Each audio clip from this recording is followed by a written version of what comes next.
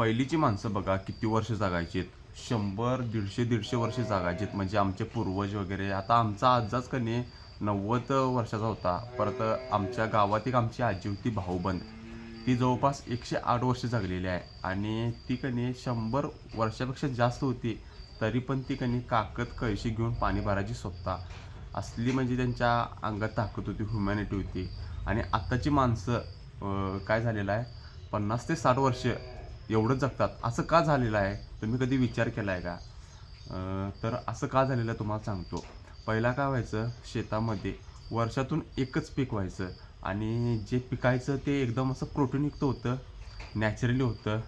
आणि त्या टायमाला मोबाईल नव्हते जास्त करून. पक्षी वगैरे भरपूर होते कारण की ते शोध जास्त लागला नव्हता, गाड्या नव्हत्या. माणसं अगोदर चालत जायची किंवा बैलगाडीतून जायची. एखाद्या गावाला जायचं असेल तर बैलगाडीतून जायचे, चालत जायचे. आता आता आता बस आलेले आहेत, टू व्हीलर फोर व्हीलर आता आलेले आहेत. पण अगोदर असं नव्हतं. त्यामुळं माणसं स्ट्रॉंग होती. आणि आताची माणसं 50 ते 60 वर्ष जगायला आल्यात. कारण की आता हे चक्र सगळं माणसांनी चालू केलेलं आहे.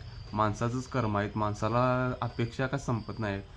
अगोदरची माणसं जुनी जी होती ती सुखाने समाधान होती. हाय त्यात समाधान होतं. पण आताच्या माणसाकडे किती जरी पैसे आलं तर माणूस काय समाधानी राहत नाही.